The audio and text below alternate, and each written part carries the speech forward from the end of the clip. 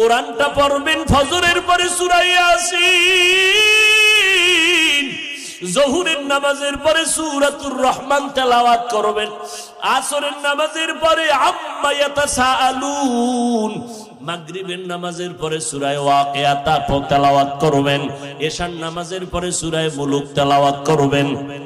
আপনার ঘর ফেরেশতারা পাহারা দিবে, আপনার ঘরে কোনোদিন চোর ডাকাত আসবে না, আপনার স্বামীর কামাই রুজিতে কোনোদিন অভাব লাগবে না।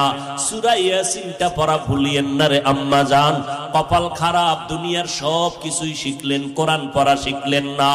আমি ছোটবেলার থেকে বলতেছিলাম, ভুলে গেছিলাম, আম্মা জান আমাদের গজল শিখাইতেন, আম্মা জান আমাদের কোরআন পড়া শিখাইছেন। ও পর্দার আড়ালের আম্মা জান, কেন কোরআন শিখলেন না রে মা? কোরআনের মতো আর এত মধুর তেলাওয়াত কই পাইবেন? ও পর্দার আড়ালের আম্মা জান, ওই আম্মা জান আয়েশার মতো আপনারাও নারী। নবী বলেন, আয়েশা আমি কান্না করার কারণ হাসরের ময়দানের কঠিন কথা আমার মনে পড়ে গেল। আম্মা জান আয়েশা বলেন, কেমন কঠিন?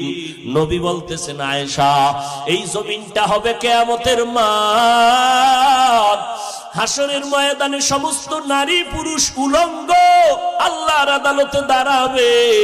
আল্লাহ পাক গরম মেজাজ নিয়ে কুদরতের আওয়াজ দিয়া বলবেন, লিমানিল মুলকুল ইয়াউম।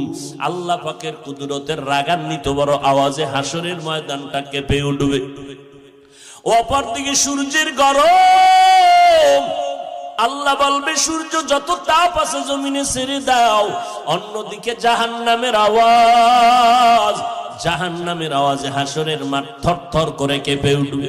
নবীজি বলেন, ও আয়েশা নবীদের কোনো গুনাহ নাই, সেই নবীরা পর্যন্ত কান্না শুরু করবেন, হাউমাউ করে কাঁদবেন আর বলবেন, উম্মতের কথা সব নবীরা ভুলিয়া কাঁদবেন, আল্লাহ আমাকে বাঁচাও। আদম নবী কান্না শুরু করবেন, আল্লাহ আমারে বাঁচাও। মুসা নবী কান্না করবেন, আল বলবেন, আল্লাহ আমারে বাঁচাও। সূর্যের গরম সহ্য করা যায় না, জাহান্নামের আওয়াজ কানের মধ্যে নেওয়া যায় না।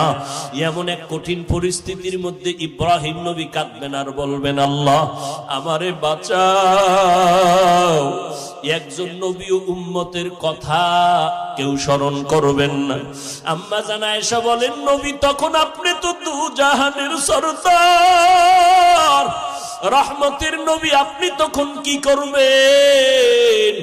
আম্মা জানকে নবী বলেন, ও আয়েশা ওই সময় আমি কোন উম্মতের কথা নিজের চিন্তা বাদ দিয়া আমি আল্লাহর দরবারে মাকামে মাহমুদে সিজদায় পড়ে কাঁদব আর বলবো, আল্লাহ আমার উম্মতের বাঁচাও, আমার উম্মতের বাঁচাও।